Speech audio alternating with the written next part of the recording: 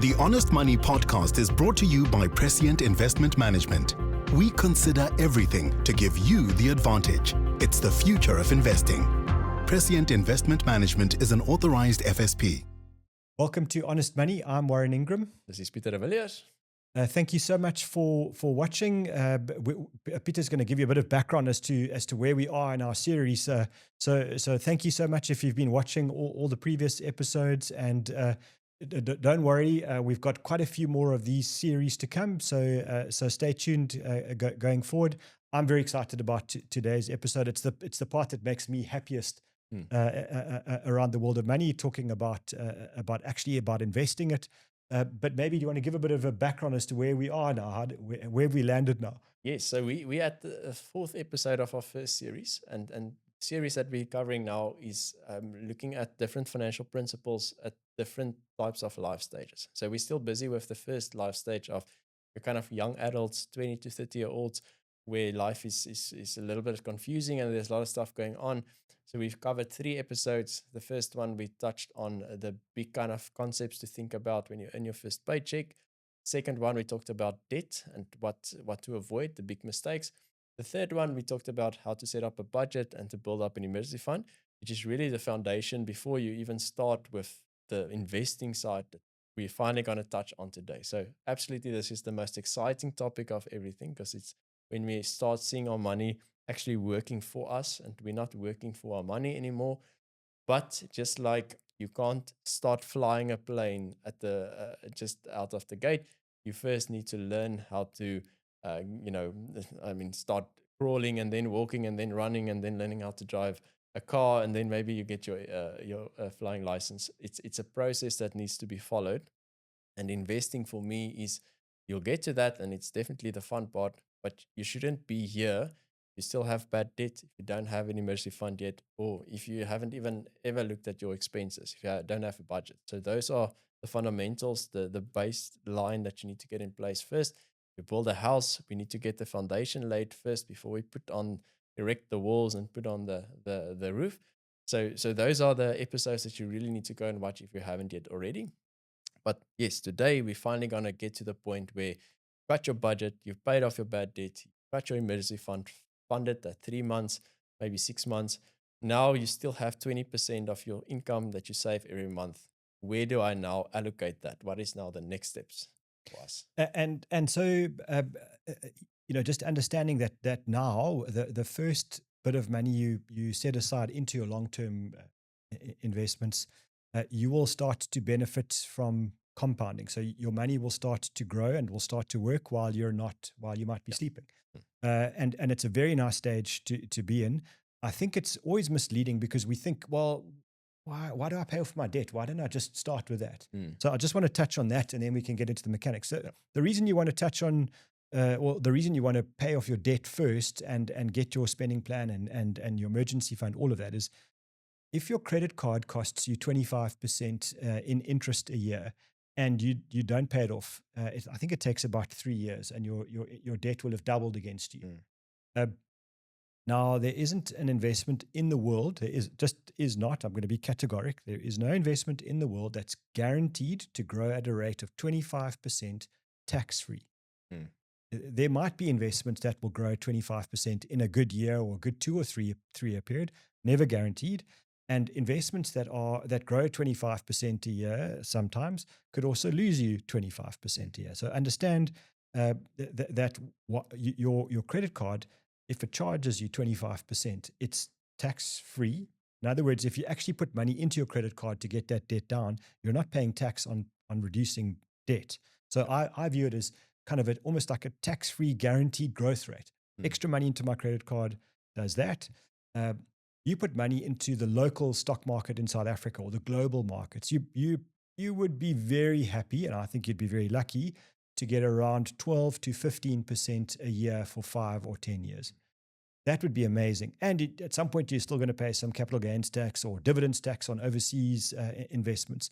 So compare 12 to 25. It's a huge difference. Yeah. And the 12% is not guaranteed. And 12% might come with plus 25, minus 25. So it's a heck of a ride. Yeah. So we do want you to get to this stage, and we're thrilled when you do, because it's the fun stuff, and your money starts to work for you. But just understand, you've got to take care of those basics first. Yes. So I'm going to start, because I know you've got a different view. I think the no-brainer is tax-free savings account for a South African salaried earner, because it's the only free gift we get from SARS. We can put money somewhere. We don't get a benefit by putting the money away. In other words, we don't getting a tax break for making a contribution, but any money that goes in there for the rest of time is tax-free. So it is nice. However, a lot of people, I think you might say that, I'm not sure, we'll get to it now, but some people will say, okay, so maximize your tax-free first and then do other investments. I'm not convinced about that. So I think if you've got 3,000 Rand a month in total to set aside for your long-term savings, I wouldn't be afraid of taking 1.5 and putting in my tax-free, and then 1.5 into my retirement fund. I think too often with money, we're kind of too all or nothing. It's only one way, or it's only the other. And I like tax-free savings accounts. I think we make a mistake sometimes by thinking that they're short-term investments. They're very long-term. But I really like retirement funds nowadays, because you can get very low cost. You get up to 45% of your investments are overseas. SARS actually gives you money back in tax if you make a contribution to your retirement fund. And that's very valuable to me as well. And that money that you get back, you can then set aside either to top up your tax-free, or you can set it aside into a unit trust or an exchange traded fund on the side to build up your other investments. So I think, I know people in our industry and might say, no, don't worry about your retirement fund, max out your tax-free first. I like tax-free, but I think that doing a combination of maybe tax-free retirement fund and a discretionary savings might end up being the better route for some people. Yeah, absolutely. It's all about, again, going back to the first principle of your situation and what your 20% is. For some, 20% would be 200 Rand, some would be 20% would be 2,000, some it would be 10,000. So it really depends on the margin that you're dealing with. Now, the thing with a tax-free savings account is the maximum that you can contribute is 36,000 Rand per year, which is then, you go on a monthly basis, 3,000 Rand a month. If you exceed that, you get clocked by 40% tax penalty. So don't do that. So that's kind of how we get to that 3,000 per month level. Now, it doesn't mean you have to do it 3,000 a month. You can put in 36 once off, or 18,000 twice, but we'll keep it simple at 3,000. So yes, before we kind of decide on whether a tax-free, an RA, or a discretionary investment, we kind of need to decide, what are we saving for? So if the idea is, I want to save for my long-term retirement. So retirement, it's a traditional name that we say, at the age of 65, I stop working completely. I think that has evolved over time. For me, it's more so, at what point in my life will I reach financial freedom where work becomes optional? That's like, it's a longer phrase to use. So let's call it financial freedom number. When can I get to that point? Now, if you're in the 20s, that's going to be at least 20, 30 years away, 40 for most. So if we think about that long-term investment, then I would say we go back to your gross salary, so the amount you earn before taxes. If we can put 15% of that into those long-term investments that we don't touch, we don't use them, retirement annuity money is locked in any case. So you can technically take some of it out with the two-pot system, but forget that exists. It doesn't think about it as long-term. A tax-free savings, you can take money out, but you shouldn't. You should keep it invested. So let's say we can put 15% of our gross salary into these long-term investments. Then that leaves another 5% that we can then use for short to medium-term investments. So this will maybe now include stuff that's outside of that budget that we spoke about last time. So maybe that holiday once a year that you want to save up separately. Maybe it is to save up for a car deposit or a house deposit. That will then, within that margin. Now, again, these are just basic guidelines to help you. It's not like a set science to it that you have to reach. There's not only one way. Yeah. There's different ways. So let's say that 15% that we're talking about now, let's say that is only 3,000 Rand a month, which is still a lot. Then yes, my kind of approach would be to first get to that 3,000 in the tax-free. my reasoning behind that is more so because we do not have any limitations on how we can invest in a tax-free. So you can go 100% offshore equity. Be conscious of the fact that that will be a bumpy ride and the markets might drop by a lot, and then you have to be able to stomach that and not sell your investments. But that is a skill you can learn. And because it's such a long time frame, we're looking at like 30, 40 years, that's probably gonna be your best long-term play in that case. And not every year, not every 5 years, but if we look at the past, the many decades, that is what the data tells us. Now, a retirement annuity is also a good option because it has the benefit of you paying less taxes than what getting a tax deduction, essentially a tax refund, depending on how you pay taxes every month. The one thing with a retirement annuity, while I would rather prioritize a tax-free first, is because of that. There's no limitations on a tax-free retirement annuity. We are capped at that 75% equities and 45% offshore.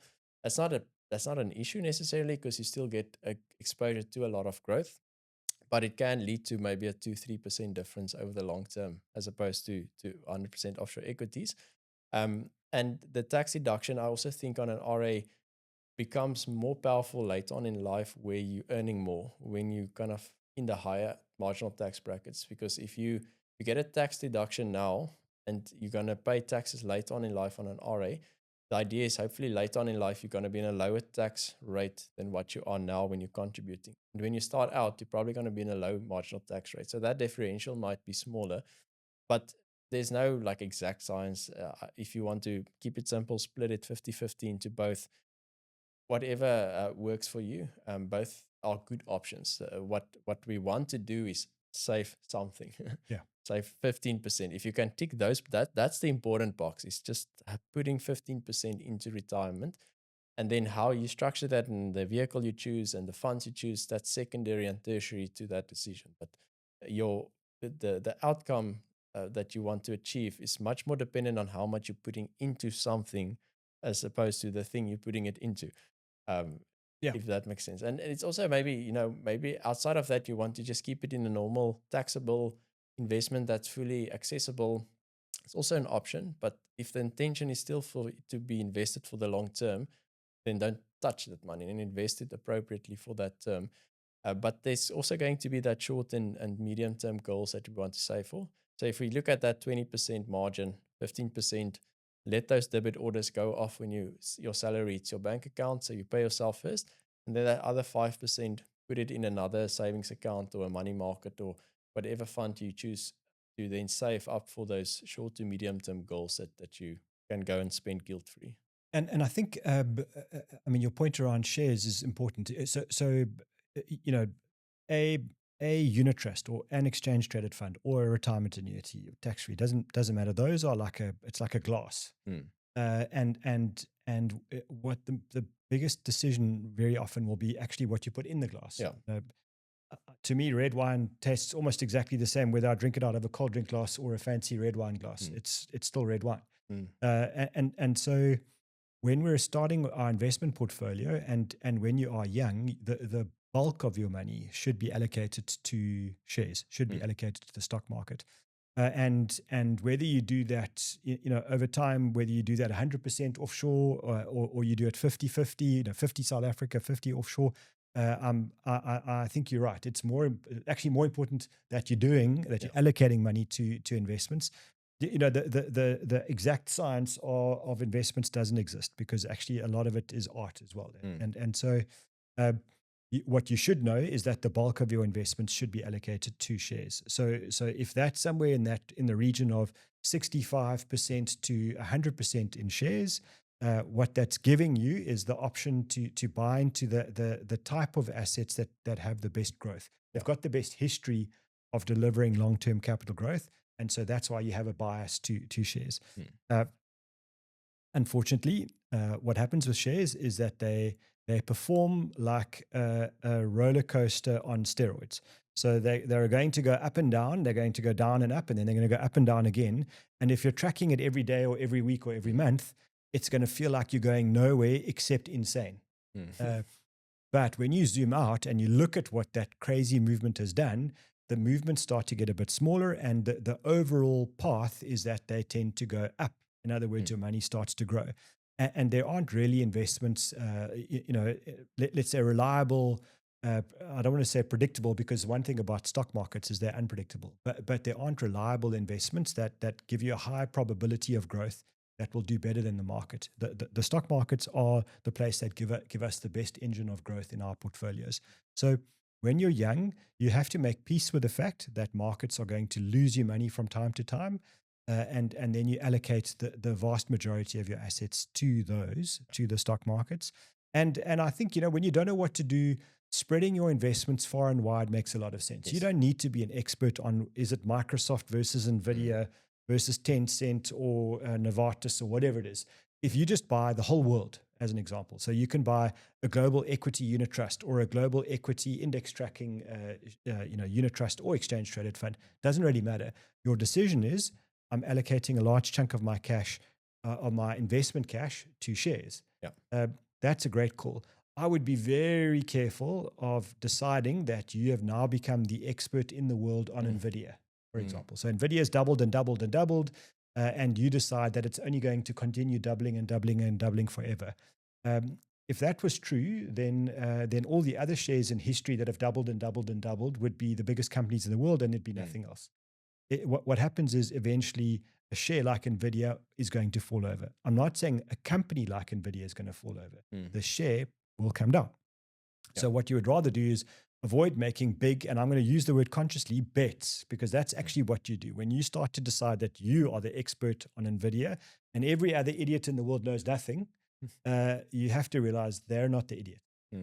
You can't follow what's done well for the last 6 months or last 2 years and think that that's what's going to do well into the future. Yeah. It doesn't work like that. The thing that's going to double in value for the next decade is something that probably none of us can foresee. And that's just how our investments work. So in the early days, when you've trying to live your life, trying to find priorities, trying to build your career, you don't also have to be a stock market expert. Yeah. You can just buy the whole market and be done with it. So I like your view there, that you allocate a lot of money to growth assets, make peace with the volatility, the up and down roller coaster ride of markets. And, when markets have gone south and you're really bleak with life, play this episode again. We've done lots of episodes on market volatility, and just know that this too shall pass. Yeah, it will be fine. You will do okay. The mistake a lot of young people make when they start out is that they track their investments every day. They've got an app, they look at it, and then it goes down, and then they go insane. And why did they do that? And but the point is, just stay invested and let it grow, and you'll be okay. Yeah, don't follow the herd, please. Because if you go into your social media platforms, you'll get these little groups where everyone gives their expert, stock picking advice on what's the next big thing that will 10x, and just avoid that. You're going to waste your time, and you're going to go on a massive roller coaster of disappointment. If the markets go up, call it a bull run. Everyone's a genius. You can put stocks there on the wall and throw darts, and probably it's gonna go up. But what goes up must come down, and it's gonna go down. And usually, those ones that speculated and that gambled, they're gonna be hurt the most. So at this stage in your life, where we've already mentioned a lot of big things that you need to learn, and it might feel overwhelming. Again, you don't have to be an expert at everything. You want to keep it as simple as possible. 15% into tax efficient investment vehicles where we know we pay a lot of taxes. Let's use the benefits we can from what the government gives us to reduce our taxes. So a retirement annuity helps us pay less taxes on the amount we put in, and both a retirement annuity and a tax-free grows tax-free over time, which is a massive benefit, and that compounds. And then, yes, keep it simple. Your retirement annuities have some regulations on how that could be invested. So your typical balanced fund would have that 75% equities, 40% offshore, which is perfect. And then a tax-free savings account. If you've got a long time horizon, make sure you're exposed to enough growth assets like equities, and then the offshore and local split you can decide on. And then what's very important in this case is also make sure that the fees you pay is appropriate, because a 1% difference may not sound like a lot to you at face value, especially if you're starting with like 1,000 Rand a month. What's 1%? 10 Rand. What even? Who cares? But take that 1% and compound it over 40 years. That could be the difference of hundreds of thousands, even millions of rands on your investments. So luckily now with all the different fintech platforms available and the funds also developing, there are a lot of low cost passive funds that you can go choose. There's a plethora of options that you can choose. You can sometimes just choose one ETF or one index fund that serves that exact purpose, keep the fees low, and automate the process of putting money into that investment and let it do its work. Don't get in its way. Because if you're going to log into your bank, into your investment app every day and look at it, it's going to drive you insane. Have the process automated, and then yes, maybe check in every couple of months or even once a year, just kind of touch base and recalibrate. A lot of long-term success when it comes to investing is doing the small things consistently, correctly, and then allowing your money to do the heavy lifting for you, and not getting too involved with the process and making like knee-jerk emotional reactions based on short-term bad news that you've heard on the radio. That is going to derail your financial plan. So spend time to put together your investment portfolio. And again, there's a lot of information available that you can go through, can help you with that. And once that is set, enjoy your life, live life, have your investment, you're paying yourself first, you've got your emergency fund, you've paid off your bad debt. Now breathe and enjoy life. Focus on spending your time on what you find valuable and what fills your cup. And also on your point with trying to pick funds and individual shares, it's most likely going to be a losing game for you because it's so difficult to really predict. And rather, I would say, instead of spending hours upon hours trying to research stocks and which one is going to go up and thinking you can do that, rather use those hours and increase your skills so that you become more valuable to the workplace, so that you can earn more money, so that you can actually invest more money. Because if you can find a way to earn 10% more and you can invest 10% more, that's going to have a massive more difference than choosing a fund or a stock on your 10,000 Rand portfolio, which is going to mean nothing in the long term. So rather invest the time on improving yourself and investing maybe even in yourself. If you are at a point in life where these numbers that we're talking about is outside of your reach and you're like, guys, I only have 100 Rand a month.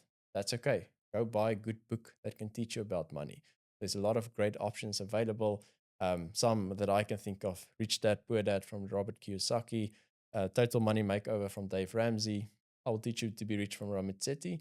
And then Warren also has a couple of books. The one that I really found valuable when I started out was How to Become Your Own Financial Advisor. Oh, that's so sweet. So thank you. That's why I'm here today, is because of Warren's book. That when I was a vet, that sparked my interest, and that took me on my own journey to get to where I am in the industry today. So even if you are not at a point where you can invest in these long-term investments, take that money and go and buy education and invest in yourself. Because if you can improve your own knowledge and skills and financial acumen, that's always going to be the highest return on investment than anything else we will ever talk about. We talk about retirement annuities and tax-free savings accounts and endowments later on.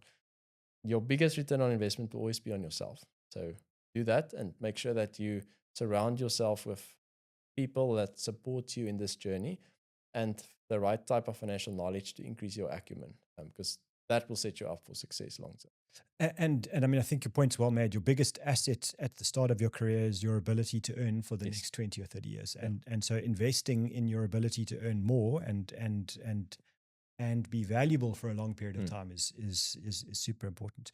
I want to just, I've got nothing to add to what you said. I think it's absolutely well said, especially the part about my book. Thank you. But I just want to say about retirement funds, because we both like retirement funds. So the ones we really don't like are mostly offered by insurance companies, where they lock you into a contract where you are forced to stay with one company in their retirement product from age 21, let's say, to age 55. And if you want to move from the company A to company B, they charge you 25 or 30% of your money as a penalty. I can't use the rude words I'd like to use, but those are not good, is maybe the simplest way I'm going to say that. So a real red light for me is if you get offered a retirement annuity by a person, again, I'd like to use rude words, but if you get offered a retirement annuity by a person where there's a big upfront fee, that they are going to earn the big upfront fee and their product provider is going to earn a big upfront fee, that's a hard no as far as I'm concerned. You want to pay retirement annuity fees on a pay-as-you-go basis.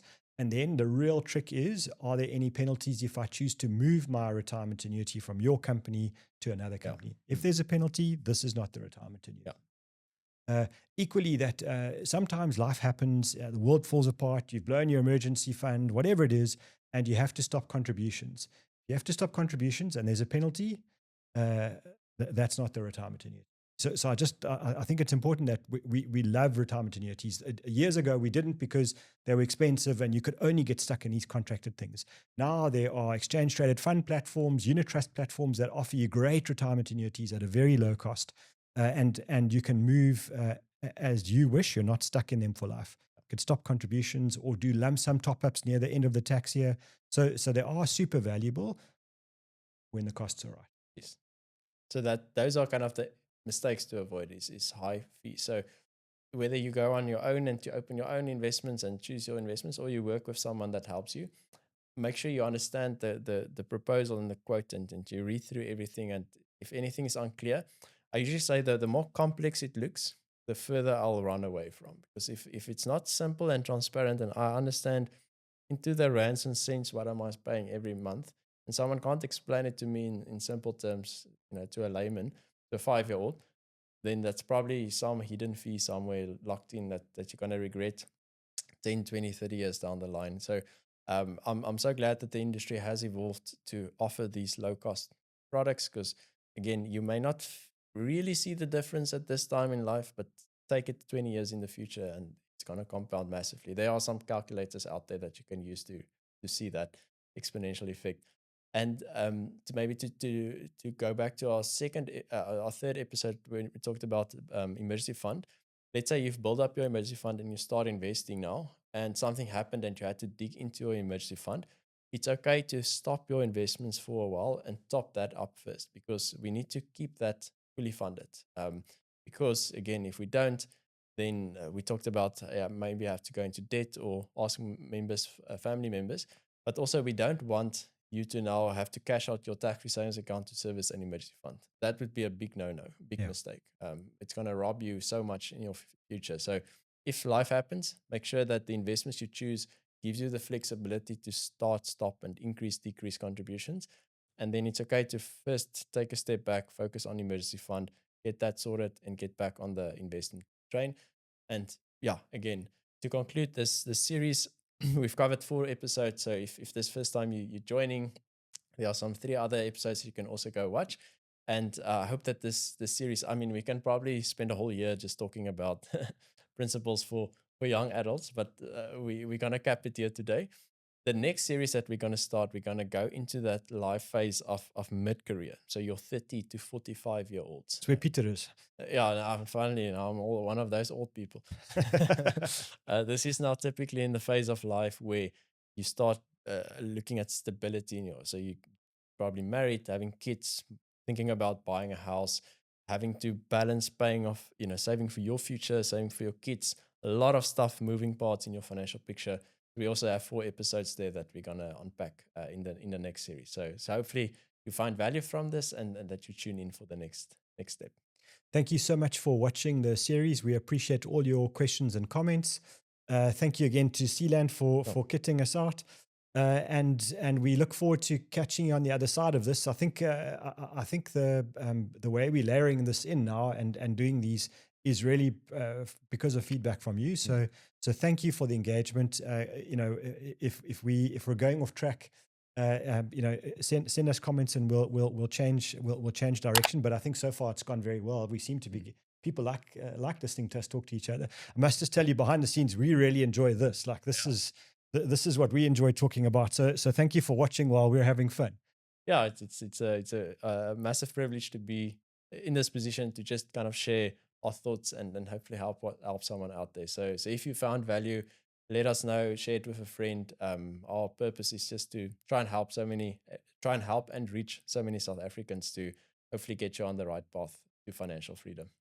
Thank you so much for watching. See you next time. Bye. The Honest Money podcast is brought to you by Prescient Investment Management. We consider everything to give you the advantage. It's the future of investing.